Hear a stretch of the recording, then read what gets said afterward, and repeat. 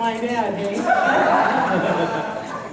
So a few weeks ago, I found this quote on Facebook, and it absolutely hit me between the eyes. I've been thinking that I wanted to do a talk on fear anyway, and then I saw this, and I knew that it was exactly the point that I wanted to make. Sometimes the fear won't go away, so you have to do it afraid. Because the truth is, sometimes the fear doesn't go away. When you're trying something new, when you're doing something, it doesn't go away. That feeling is there, and it's tangible, and it feels real. Maybe that fear shows up for you as butterflies in the stomach. Maybe it's a feeling of dread, shallow breath, tears, a racing heart, sweaty palms, nausea, sleeplessness. And because these feelings are really icky, they're not pleasant, they often keep us from doing something that we know that we should be doing. You understand what I'm talking about here? Because let's face it, we've all felt these icky feelings before, and because we're feeling those icky feelings, we decide not to do something. At least I have. I don't know about the rest of you. Maybe you're braver than I am. But sometimes we feel those feelings. We experience the fear, and we do the thing anyway. Which is why I want to talk about do it afraid. Do it without knowing the outcome. Do it in spite of the butterflies and the dread and the shallow breath and the sweaty palms and the racing heart and the tears. Do it because you know at some level beyond the fear that this thing that you're wanting to do is yours to do. That for whatever reason you've got, even though you're afraid, you know that this is going to advance you. This is going to awaken you and expand you. Because living in an awakened and expanded life is why we're here. We're not here just to live the status quo. We are here to grow in awareness and expansion. Our founder, Ernest Holmes, has so much to say about this. He says, there is an inner urge in our minds to grow, to expand, to break down the barriers of previous limitations, and to ever widen our experience. This persistent urge is a divine influence, an irresistible force, and constitutes the greatest impulse in human experience. One of the ways that we break through from those barriers and widen our experience is to do the things that we are afraid to do, even if it means doing them afraid. So let me give you an example. You may be wondering why I'm delivering today's talk from the floor instead of the stage. It's actually something that I've been wanting to try for a little while because I want to feel you. When I'm up there, I don't get a chance to feel you. In my former center, where I served for 15 years, I was right there with the audience. I was right there with them, and I like it. It feeds me to feel you. Does that make sense? Well, because when I came here and it was already set up that, be on the stage, I didn't want to disturb anything. I was afraid of criticism. I was afraid that people wouldn't like it. And so I kept doing it, and I kept doing it, even though I wanted to get down here, to be with you. I talked to Dwayne several times about it. He can tell you that, because I like the energy. So I haven't done it, because I've been afraid to do it. And then I went to Edmonton last week. I spoke at the Edmonton Center, and they've got a very large stage like this, but then they have almost like this extension of the stage that goes out almost into the audience. And this is where, you've seen it, Ames, if those of you have been to the Edmonton Center. This is where Dr. Patrick delivers his talks when he's there. And so last week I delivered my talk from that place, and I absolutely loved it because I could feel the exchange of energy. So it was then that I decided to try it here today to get closer to you, even though I have some fear around it. Because the truth is, the fear isn't going to go away unless I try the thing. So I'm doing it afraid. Yeah?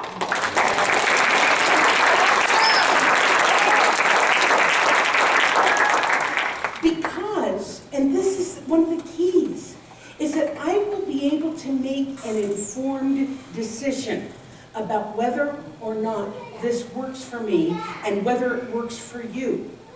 But I can't make that decision unless I'm willing to do it afraid. Because that's the thing about fear, is that often it looms so large and it's so intimidating because we don't know what the outcome is. So we stay afraid, and the fear stays large and intimidating, and we stay stuck. Yes! Here's what Krishnamurti had to say about this. He says, what is needed, rather than running away or controlling or suppressing or any other resistance, is understanding fear. That means watch it, learn about it, come directly into contact with it.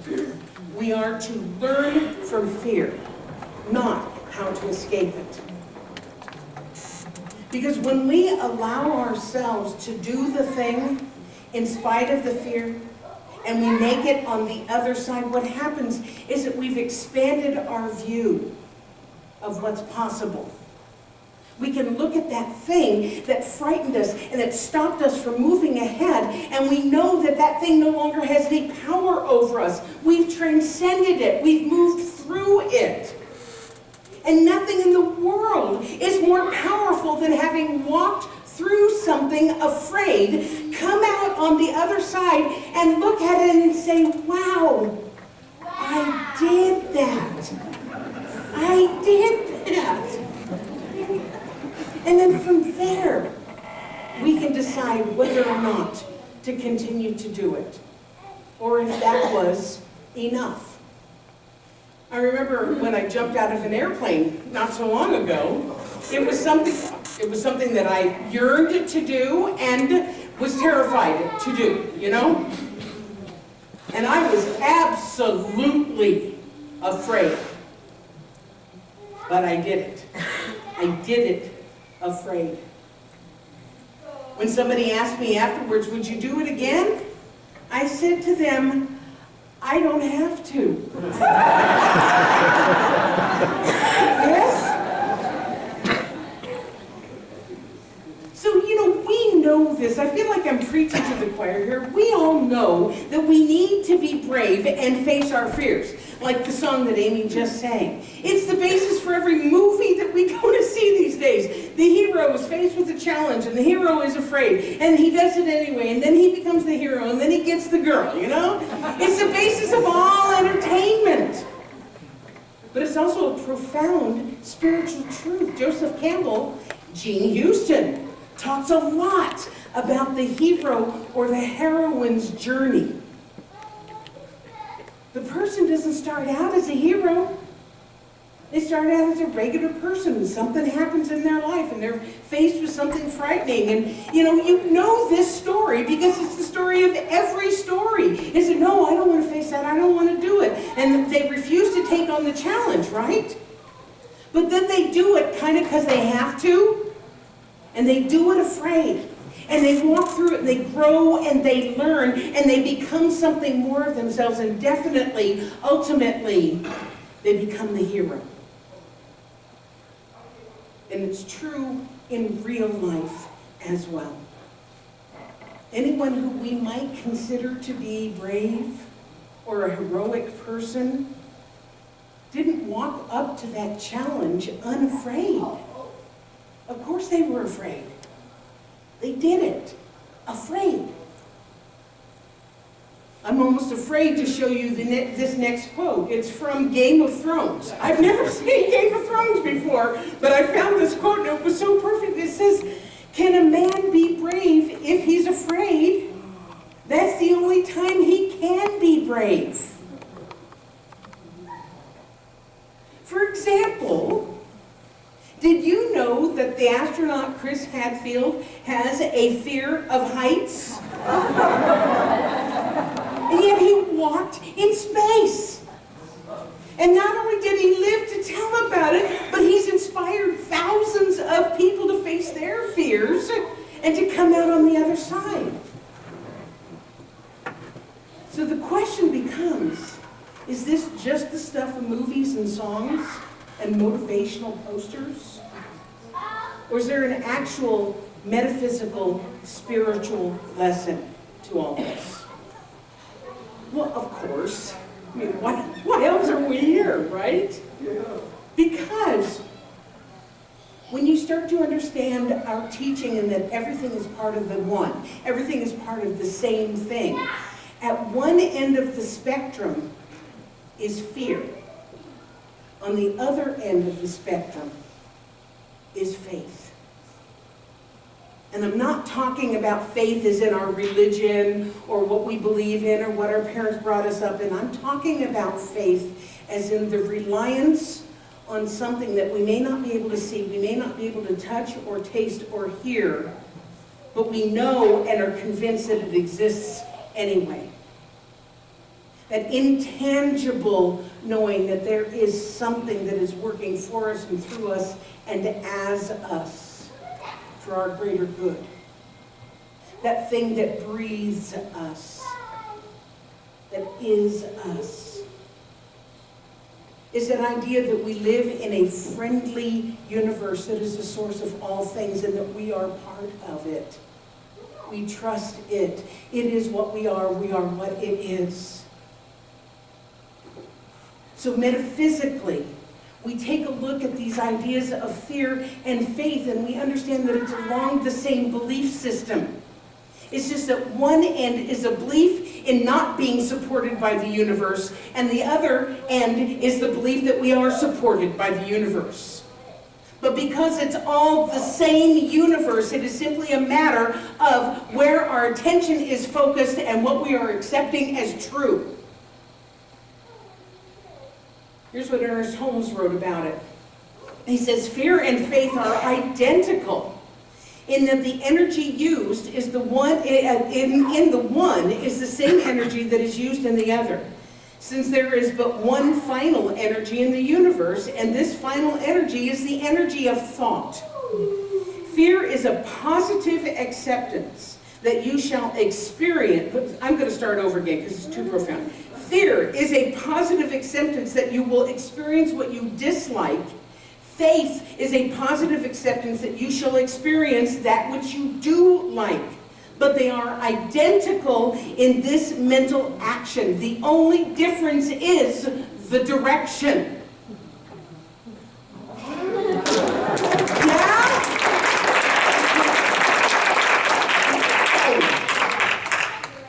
So how do you go from a positive experience, a positive acceptance that you're going to experience what you dislike, to a positive acceptance that you're going to experience what you do like?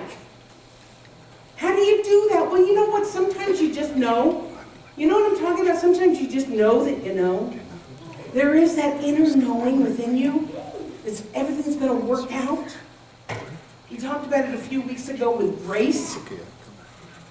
Other times, in order to go from fear to faith, other times is it requires that we face the thing we fear. And we come out on the other side.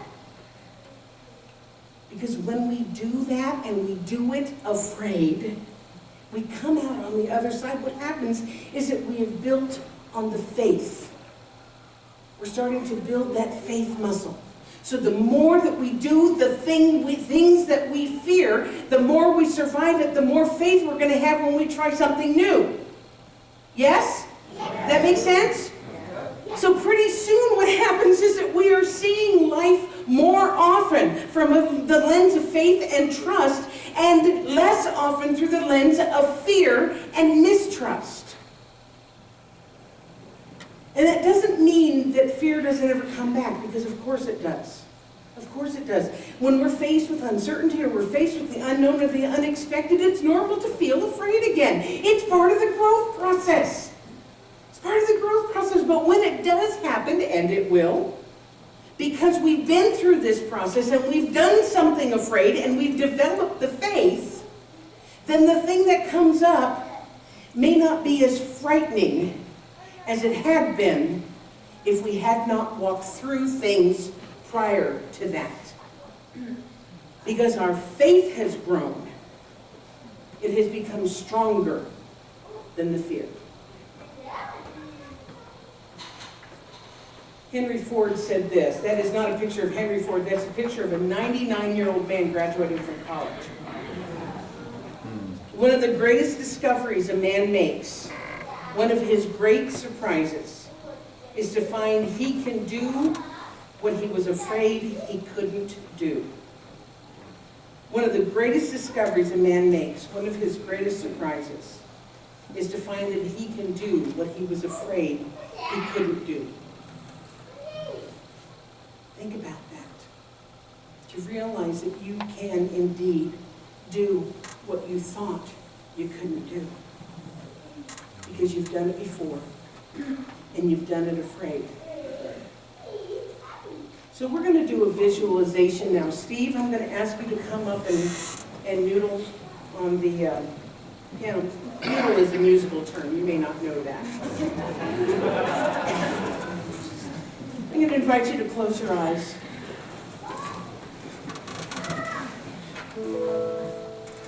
Just allow yourself to relax. For the next few moments, there's nothing you need to be doing. You're absolutely safe here.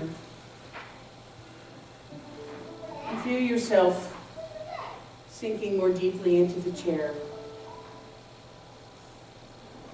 Feel yourself relaxing.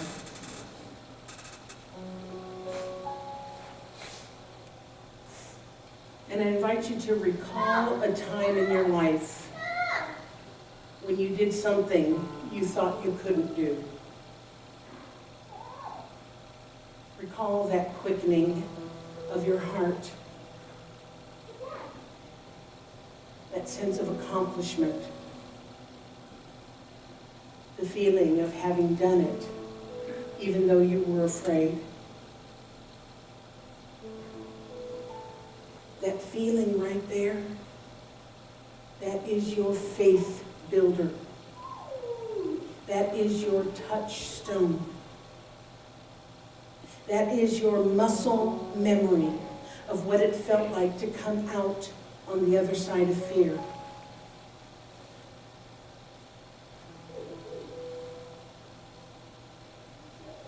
Sit for a moment and feel that sense of accomplishment.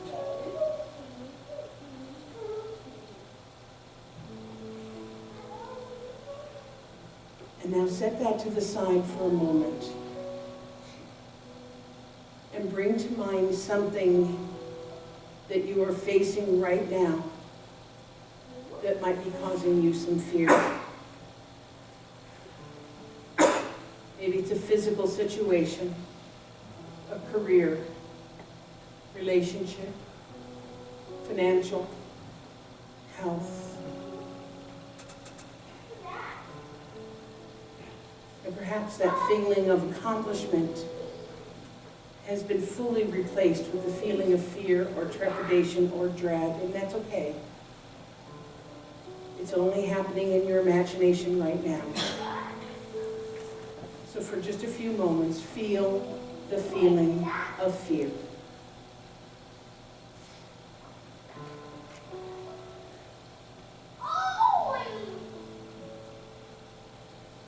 And now recall again the feeling of accomplishment and faith in yourself and your connection with the universe. Allow that feeling to grow strong again. Allow it to build. Recall what it felt like when you were afraid and you did the thing anyway. Allow that feeling to grow. Feed it. Allow it to become more and more. Make that feeling of faith stronger than the feeling of fear. Build on it. And now, through the lens of faith and connection to the power of the universe, see yourself walking through the current situation, coming out on the other side, being buoyed up by the knowledge that you can do this. You have done this. Walk through it.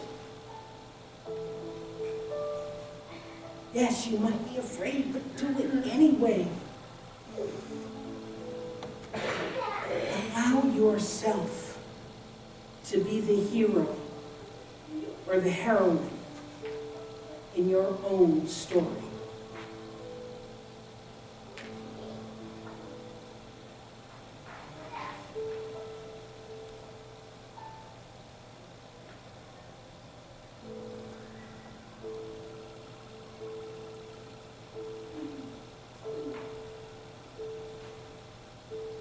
And now, very gently open your eyes.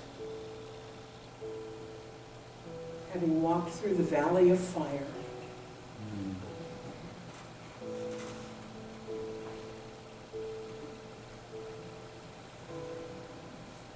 and I just feel like we need to do this. Everybody put your hands up and go, I did it! Please do it again, I did it!